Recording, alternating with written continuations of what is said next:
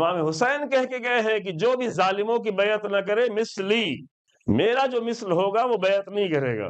تو مثلی سے مراد برابر ہونا نہیں ہے، یعنی راہ حسین ابن علی پہ چلنے والا کبھی بھی کسی یزید کی بیعت نہیں کرے گا۔ حسینی مومنٹ، اب جو بھی آپ جملہ کہ حسینی مومنٹ، حسینی انقلاب، حسینی مشن، حسینی تحریک کا یہ سب سے پہلا جملہ ہے ظاہری طور پر، اور وہ کب کا ہے؟ 26 رجب کی رات کا، 27 رجب کی شب جسے آپ کہہ سکتے ہیں، جب امام حسین اسلام کو مدینے کے گورنر کے پاس بلایا گیا اور وہاں پر امام سے بیعت کا تقاضا کیا گیا۔ 15 رجب کو حاکم شام کی موت ہوئی تھی، اور پہلا یزید جو ہے سفر میں تھا، شکار کھیلنے گیا تھا، جو اسلام میں جائز نہیں ہے۔ شکار کرنا جائز ہے، شکار کھیلنا، سمجھ رہے ہیں؟ جی ہاں، ابھی تو زمانہ نہیں رہا کوئی شکار وکار نہ کھیلتا ہے نہ کرتا ہے، لیکن کبھی کبھی جملے استعمال کرتا ہے۔ شکار کرنا جائز ہے، چونکہ ایک انسان کی ضرورت ہو سکتی ہے، غذا کی ضرورت ہو سکتی ہے، کھانے کی ضرورت ہو سکتی ہے، لیکن اگر کوئی جا کے تفریح کے طور پر، شکار کھیلنے کے طور پر جا کے کسی جانور کو مارے، یہ اسلام میں جائز نہیں ہے۔ تو وہ بہرحال شکار کھیلنے جاتے تھے، حاکم لوگ، بادشاہ لوگ، ان کو کھانے کی ضرورت تھوڑی نہیں ہوتی تھی۔ وہ جب شکار کرنے جاتے تھے تو شکار کرنے نہیں جاتے تھے، شکار کھیلنے جاتے تھے۔ شکار کرنے وہ جاتا ہے کہ جو بیچارہ گھر میں بھوکا ہے، بچوں کی غذا موجود نہیں ہے، اسباب فراہم نہیں ہے، تو چلو ایک شکار کے ذریعے سے کچھ لوگوں کا پیٹ بھر جائے گا۔ تو وہ شکار کھیل ویل کے آیا تھا، جلدی بلایا گیا اور آ کے حکومت دی گئی۔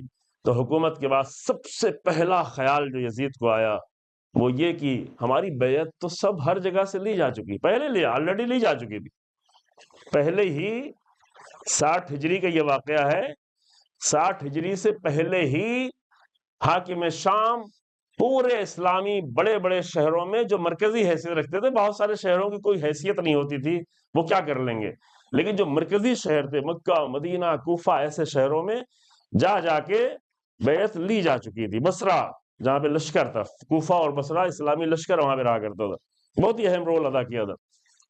مکہ مدینہ رسول اللہ کی سرزمین تھی، مدینہ سرزمین تھی، مکہ سرزمین، تو یہاں پر آلریڈی پہلے ہی 2-3 سال سے یہ سلسلہ چل رہا تھا کہ مسلسل یزید کی بیعت لی جا چکی تھی، اور جب ان بڑے شہروں نے بیعت کر لی تھی، یعنی پورے عالم اسلام نے یزید کی بیعت کر لی تھی۔ جب پورا عالم اسلام کسی شخص کی بیعت کر چکا ہو، جب آج کے لحاظ سے دیکھا جائے تو کتنا ہوگا؟ آج کے لحاظ سے عالم اسلام 1 ارب 92-93 کروڑ ہے۔ ظاہر اس زمانے میں جو بھی رہا ہو، 10 کروڑ 12 کروڑ جتنا رہا ہو، چونکہ پوری دنیا کی آبادی جو ہے ایسے ہی 40-50 کروڑ رہی ہوگی، دیکھ سکتے ہیں، میں نے دیکھا تھا لیکن ابھی ذہن میں نہیں ہے دقیقاً اتنی آبادی۔ تو جو وہاں پہ دنیا کی 1/3 سے زیادہ آبادی سب کے سب بیعت کر چکے تھے، کسی نہ کسی کے ماتحت بیعت کر چکے تھے۔ اتنی بیعت ملنے کے بعد ایک انسان کی بیعت کی اتنی فکر کیوں ہے؟ یہ سوال ہے نا، ایک کی بیعت کیوں چاہیے؟ پورا مکہ بیعت کر چکا آلریڈی پہلے ہی سے، مدینہ، پورے مدینے سے بیعت لی جا چکی ہے، 2 لوگ اور بھی ساتھ میں ہیں، 3 لوگ، اس میں سے ایک آپ کو مار دیا گیا، لیکن ان کی بیعت کی بھی اتنی پرواہ نہیں ہے، لیکن ایک بیعت کی پرواہ ہے، یعنی 27 رجب کی شب میں کسی اور کو نہیں بلایا گیا تھا کہ آپ بھی آ جائیں، میں نام نہیں لے رہا ہوں یہاں پہ، مسائل میں نہیں الجھانا ہے کہ چلے آپ بھی آ جائیں، آپ بھی چلے اس حد تک تو لے، عبداللہ ابن زبیر آپ بھی آ جاؤ، عبداللہ ابن عمر آپ بھی آ جاؤ، نہیں، وہاں پہ حسین ابن علی کو بلایا گیا تھا۔ تو جب اتنا سب بیعت ہو چکی ہے تو ایک بیعت کی اتنی پرواہ کیوں ہے؟ اللہ اکبر، یہ آج کی مثال سے سمجھائیں، بات واضح ہو جائے گی۔ یہ اس لیے ہے کہ جیسے آج کی دنیا میں پورا عرب بیعت کیا ہوا ہے، پورا 22 ملک عرب کے بیعت کیے ہوئے ہیں، پورے 56 ملک مسلمانوں کے بیعت کیے ہوئے ہیں، پورا یورپ نے بیعت کی ہوئی تھی، پورا آسٹریلیا، کینیڈا، جاپان، کوریا، سب نے بیعت کی ہوئی تھی۔ اتنے 200 ملکوں کی بیعت کے بعد ایک بیعت کی اتنی پرواہ کیوں ہے؟ یہ مسئلہ صرف پیٹرول کا نہیں ہے، پیٹرول اگر کچھ کم بھی تھا تو وہ بھی مل گیا، جو دنیا کے سب سے زیادہ جو ہے پروڈکشن پیٹرول کا وینزویلا کرتا ہے وہ بھی مل گیا تھا، بھائی اب تو بالکل واضح مل گیا تھا، باقی سب اختیار میں آ گئے تھے، سب لیبیا کا پیٹرول بہت اچھا ہوتا ہے تو وہ بھی اختیار میں پہلے لیا جا چکا تھا، عرب کے سارے گلف کے ممالک وہ سب تو غلامی بنے ہوئے ہیں، عراق تو اپنا پیٹرول بیچ ہی نہیں سکتا، بیچ دو لیکن پیسہ آپ کو نہیں ملے گا، عراق پیٹرول بیچے گا، پیسہ کہاں جائے گا؟ امریکہ جائے گا۔ پھر وہ بھیک مانگے، اتنا اچھا اتنا دے دو، یہ روڈ بننا ہے، یہ کام ہونا ہے، فلاں کام ہونا ہے، تو تھوڑا تھوڑا پیسہ ریلیز کیا جاتا ہے کنٹرول کرنے کے لیے، تاکہ میرے مطابق چلنا ہے۔ سب پورا عراق چاہ رہا تھا کہ ابھی وزیر اعظم کسے بنایا جائے، امریکہ کا نہیں بننے دیں گے، تو نہیں بنا۔ بیعت کا عالم یہ ہے۔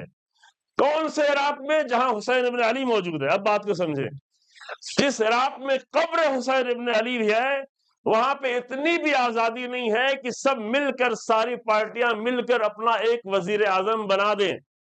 صاف کہا گیا کہ نہیں، نوری مالکی کو نہیں بننا ہے تو نہیں بنے۔ اتنی بیعت جو سب کیے ہوئے تھے، بعض ممالک تو دور دور سے، کینیڈا، آسٹریلیا، ان سبھی نے بیعت کی ہوئی تھی، تو ایک بیعت کی اتنی ضرورت کیوں تھی؟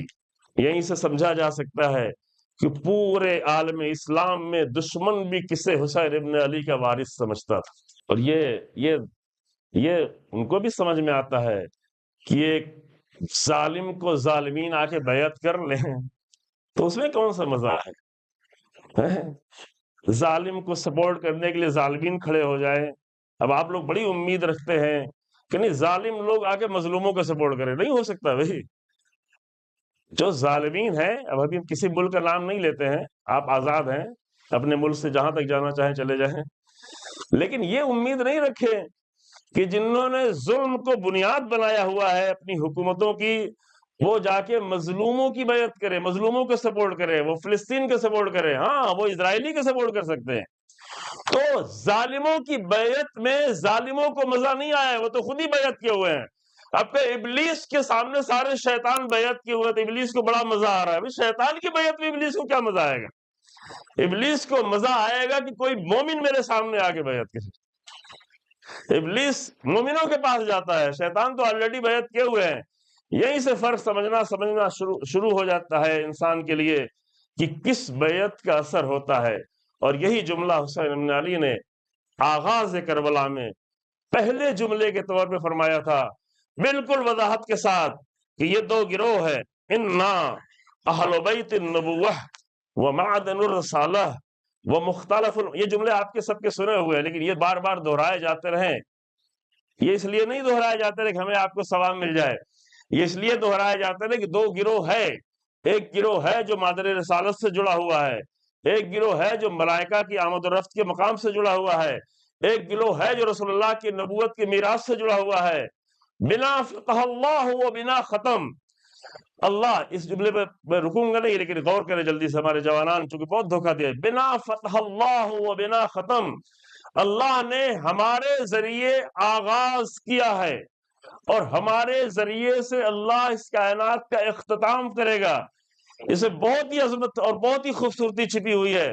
یہ نہیں ہے کہ آپ اہل بیت کو کہتے ہیں ہاں اہل بیت بھی سارے بندوں کی طرح سے، رسول اللہ بھی سارے بندوں سے، نہیں، ہمارے اور تمہارے ذریعے سے اللہ نے کوئی آغاز نہیں کیا ہے۔ بنی امیہ اور بنی عباس کے ذریعے سے نہیں ہوا ہے، کسی انسان کے ذریعے سے نہیں ہوا، کسی مومن کے ذریعے سے نہیں ہوا ہے۔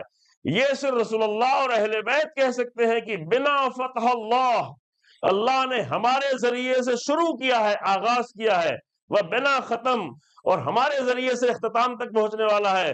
لیکن دوسرا نقطہ بھی یہی بھی چھپا ہوا ہے کہ ہم نے آغاز نہیں کیا ہے، آغاز کرنے والی ذات اللہ کی ہے۔ سمجھ رہے؟ اب شعر و شاعری کے دھوکے میں نہیں بھڑ جائیں، ہم نے نہیں آغاز کیا ہے، اللہ نے آغاز کیا ہے، ذریعہ ہم ہے۔ بنا فتح اللہ و بنا ختم، یزید رجل فاسق شارب الخمر قاتل النفس المحرمہ معلن بالفسق، یزید جو شارب ہے، شراب پینے والا ہے، شارب الخمر ہے۔ اب یہ مسئلہ میں کیسے بیان کروں کہ شراب کو اتنا رائج کر دیا ہے حکومتوں نے کہ جن کو بہت زیادہ ڈیوٹیز ملتی ہیں اور بہت زیادہ اس پہ ٹیکس ملتا ہے، کہ یہاں تک کہ معلوم ہے، یہ نہیں آپ لوگ سوچتے ہیں مولوی لوگ نہیں معلوم ہوگا، معلوم ہے کہ کتنی بڑی تعداد میں لوگ شراب پیتے ہیں، اور شراب پینے والے لوگ کبھی مجلس میں آ کر ایک مجلس میں بیٹھ کے چند تبرک بانٹ کے پھر انہیں مولوی لوگ بھی بتا دیتے کہ نہیں تم تو مجلس میں آ گئے تو تم پاک ہو گئے، تم سب کچھ ہو گیا۔ تو یہ تمہاری اپنی مجلس ہو سکتی ہے، یہ حسین ابن علی کی مجلس نہیں ہو سکتی۔ جو حسین ابن علی کی مجلس میں آئیں گے تو پہلا جملہ تحریک کربلا کربلا کے مومنٹ کا پہلا جملہ یہ ہوگا کہ یزید شارب الخمر ہے اور شارب الخمر یزیدی ہے۔ مجلس میں آگے کوئی حسینی نہیں بن جائے گا، چونکہ حسینی اور یزیدی کے لیے صفات کے ذریعے سے پہچانا جائے گا۔ امام نے ڈائریکٹ یہ نہیں کہا کہ میں مثلی لا یبایع مثلہ، میرے جیسا یزید جیسے، پہلے صفات بتا کہ میں کیا ہوں، میری راہ پہ چلنے والے کیا ہیں، مجھ سے رابطہ رکھنے والے کیا ہیں، یہ سلسلہ کون سا ہے، یہ سلسلہ کب تک رہنے والا ہے، کب تک رہنے والا ہے، یہ نقطہ دھیان دیں۔ یہ نہیں کہا کہ یہ سب 61 ہجری کی بات ہے، یہ ایک سلسلہ ہے جو رہنے والا ہے۔ اور یزید کے صفات کیا ہیں؟ یزید فاسق ہے، فاسق ہے جو دین سے نکل گیا ہے۔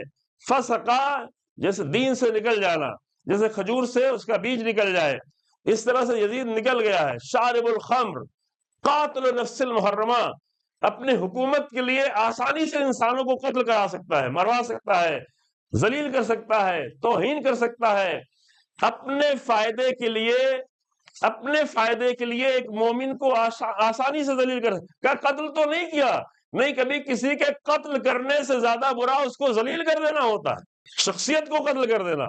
ٹھیک ہے، چھری نہیں چلائی، لیکن ایک مومن کو ذلیل کر دیا، ایک مومن کو رسوا کر دیا، ایک بھائی کو، ایک عزیز کو، ایک رشتہ دار کو تو نہیں۔ محترم لوگوں کو قاتل نفس المحرمہ، محرمہ لوگوں کا نہ گردن کا قتل جائز ہے، نہ شخصیت اور پرسنالٹی کا قتل جائز۔ قتل تو قتل ہے، سمجھ رہے؟ یہ یزید کی صفات ہے، قتل نہیں کر سکتے۔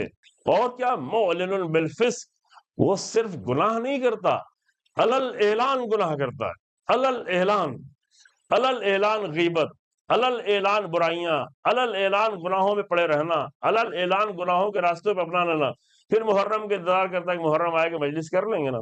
تو یہ اسلام نہیں ہے، وہ عیسائیت کا ایک جھوٹا غلط تصور ہے جو عیسائیوں میں لایا گیا تھا۔ وقت نہیں رہا کہ میں اس کی وضاحت کروں، اگر رہے گا تو میں آپ کو وضاحت کر دوں گا کبھی، کہ آ کر اسلام کی روح کو کیسے ختم کرنے کی کوشش کی گئی عیسائیت کی راہ پہ چلتے ہوئے، اور عیسائیت کو صرف ایک ہی تصور سے ختم کر دیا، پوری عیسائیت۔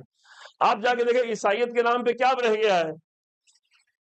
جو حضرت عیسیٰ پیدا ہوتے ہی کہتے ہیں کہ اوصانی بالصلاۃ والزکاۃ ما دمت حیا، مجھے صلاۃ کا حکم دیا گیا ہے، مجھے زکوٰۃ کا حکم دیا گیا ہے، مجھے اس امر فلاں کو حکم دیا۔ یہ تو آیتیں ہیں قرآن کی جو حضرت عیسیٰ پیدا ہوتے کہتے ہیں۔ آج عیسائیت میں کہاں نظر آ رہا ہے؟ کون سی نماز، کون سا زکوٰۃ، کون سا عمل، کون سا حضرت عیسیٰ کا دین، کون سے احکام؟ چند دعاؤں کے سوا کیا رہ گیا؟ کچھ بھی نہیں رہ گیا۔ صرف ایک تصور سے کہ حضرت عیسیٰ نے قربانی دے ہے تو آپ کو کیا زحمت کرنے کی ضرورت ہے؟ صرف حضرت عیسیٰ کو جا کے یاد کر لو، تمہارا سارا مسئلہ حل ہو جائے گا۔ بالکل یہی تصور لا کے شیعت میں ڈالنے کی کوشش کی گئی کہ حسین ابن علی نے قربانی دی ہے تو تمہیں کچھ کرنے کی ضرورت نہیں ہے۔ تو جس طرح سے پوری عیسائیت کی روح ختم کر دی گئی، ان ظالموں کا ارادہ یہ تھا کہ پورے اسلام اور حسینیت کی روح کو بھی ختم کر دے، لیکن الحمدللہ اس کے لیے جنگ لڑی گئی۔ ہم نے نہیں لڑی، سب نے، آپ لوگوں نے مل کر لڑی۔ نہیں، ہم نہیں مانتے اس کو۔ ہمارا تعلق مسجدوں سے ہے، ہمارا تعلق عبادتوں سے ہے، ہمارا تعلق حق سے ہے، ہمارا تعلق اللہ کے بتائے ہوئے احکام سے ہے، عیسائیت نہیں ہے۔ اتنی بس چھوڑ دیتے ہیں، وضاحت نہیں کرتے عزیزوں۔ اور حسین ابن علی نے پھر یہ جملہ فرمایا کہ مثلی لا یباع مثلہ، یہ بیعت نہیں ہو سکتی ہے اور کبھی بھی نہیں ہو سکتی ہے۔ بعض لوگوں نے یہی جملے جو بھی آپ کے سامنے عرض کیے کہ میرے مثل کون ہے، کربلا کے مثل کیسا، حسین ابن علی کے مثل کیسا، تو بھائی ہماری بات نہیں مانے، کسی مولوی کی بات نہیں مانے، کسی طالب علم کی بات نہیں مانے، امام حسین کی تو بات مانیں گے۔ امام حسین کہہ کے گئے ہیں کہ جو بھی ظالموں کی بیعت نہ کرے، مثلی لا یباع مثلہ، میرا جو مثل ہوگا وہ بیعت نہیں کرے گا۔ تو مثلی سے مراد برابر ہونا نہیں ہے، یعنی راہ حسین ابن علی پہ چلنے والا کبھی بھی کسی یزید کی بیعت نہیں کرے گا۔